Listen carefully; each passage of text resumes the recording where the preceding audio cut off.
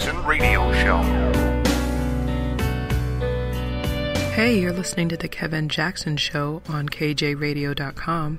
My name is Liz Matory. I'm your guest host right now. You can check me out on Twitter and Facebook at Liz Matory, which is LizMatory. I was dropping my mom off today at the hospital. She always goes to Howard University Hospital, where she and my father worked for a long, long time. And it was good to, see everybody who used to work with her and super cute people. But, I was driving back up Georgia Avenue in D.C. and, those electrical sort of utility boxes that are on the corner of the street, and people put, signs up and placards advertising, the next... Well, back in the day, it used to be the next go-go or parade or the next, event. And I looked over and I was like, oh, it's one of those flyers. I haven't seen one of those in a while because I don't do that where I'm living now in Montgomery County, of course, because that would be preposterous, to put some, non-regulated flyer on a side of one of our municipal establishment frameworks. But I digress. So on the corner of Georgia, I was at a stoplight and I was waiting to turn right, and I was looking over. I saw this statement that said, activist jobs to protect your civil rights. And I almost lost it. Activist jobs? Are you kidding me? Activist jobs? They're flyering for activist jobs? Last time I checked, being an activist is not a job, and you don't apply for it. You are an activist or you are not an activist. You are moved and motivated to take up a cause, and many times you don't get paid for it. And once again, I've talked about this multiple times, where I'm telling you right here, right now, this social justice warrior stuff is fake as I don't know what.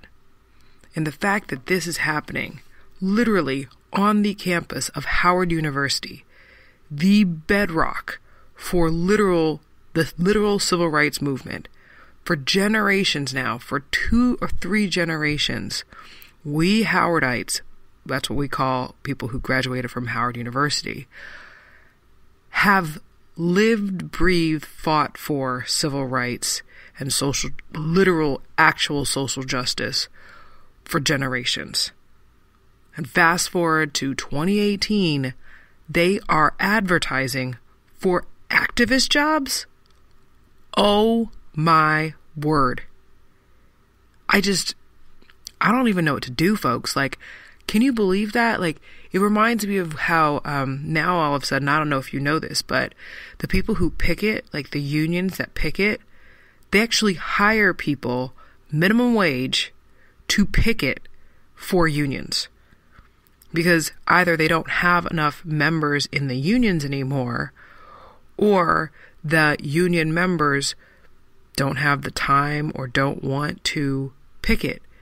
So I remember, about 4 or 5 years ago, I noticed that phenomenon where there are people who they're picketing. I don't even know what they were picketing for. But you look at them and you're like, you know what? I have a feeling that these folks are not union members. And somebody had to tell me once, they were like, yeah, they're being paid to picket. And I'm like, well, doesn't that defeat the purpose? The whole point of, protest, and the whole point of creating a big moment to rally the troops and cry out and, again, galvanize support for fill-in-the-blank cause. When did it turn into a job? And y'all, sorry. I didn't know whether to laugh, cry, scream, or whatever when I saw that flyer on the side of a utility box saying, activist jobs to protect your civil rights. What are you supposed to do with that, folks? For a fact that right there is bogus. the people who have been activists, like myself, and I wasn't even one of the big ones, but like all of the people before us, I mean, are they like rolling in their graves right now because they're seeing what has happened to the civil rights movement? The civil rights movement literally has been bastardized by these people. Is it because they don't know their history? Is it because young people are like wanting to be like in and doing the cool stuff or whatever? I mean, I know that they need to get paid, but my whole point is, when you are getting paid to do something and you have to answer to a flyer and you're not moved for said cause, but you're being paid to be there, you're being paid to make the case, that's not your case anymore. You literally are being controlled.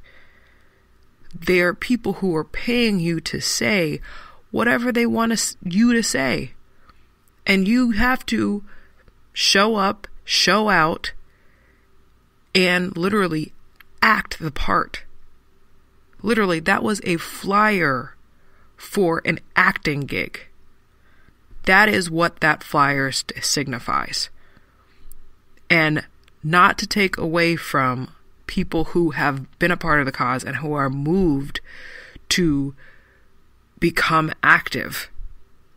But the moment that you are flyering, it's like when they had in the DNC, don't forget, this all goes back to that darn election in 2016, where you had the DNC and all the people who were Bernie supporters, they left the arena in Philadelphia. They were so angry, they went and protested. Like old school, little P, galvanized support, walk down the streets, protest.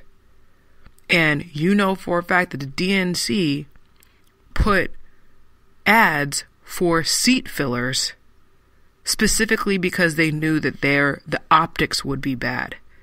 If they panned out, if CNN and MSNBC panned out to the crowd at the DNC, they would see that they weren't being supported by the people, so therefore they had to place an ad in the frickin', I think it was Craigslist, that they were placing ads for seat fillers because they knew that they would be losing hundreds and thousands of people because of the whole Dem exit. This, we're witnessing right here with activist jobs flyers. We have to call out them on their BS. We know that, unfortunately, and then that's the thing too, it's unfortunate that it has gotten so bad.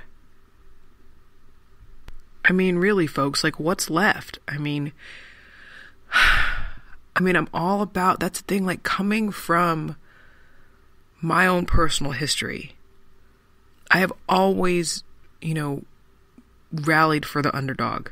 I've always appreciated the fact that, yes, people, particularly here in this country, have an ability and should fight for their equal rights. That's me to my core. But when you start leafleting and hiring people to do that, you literally are erasing the legitimacy of said cause. And so, again, turn it on the person who applies, okay, so I'm going to apply. I see a flyer on my college campus, and here at Howard, we pride ourselves in, activism. It's our, legacy. Literally, the school was founded to educate freed Black people. Yeah, it was also founded by Republicans, but everybody chooses to forget that moment. General Howard, the person who the school is named after, was a raging Republican. But of course, that piece, that huge nugget of information, is always what's missing in any of these arguments. The fundamental issue, and we'll talk about it in other parts, but it is that economic equality and the ability to, again, tap into your God-given potential and thrive and be able to compete against whoever you need to compete for in order to make that difference. Going beyond race, going beyond religion, going beyond your gender. That is how you make a difference. It's not getting hired to be an activist, folks. That's not it, dude. So, more in a moment.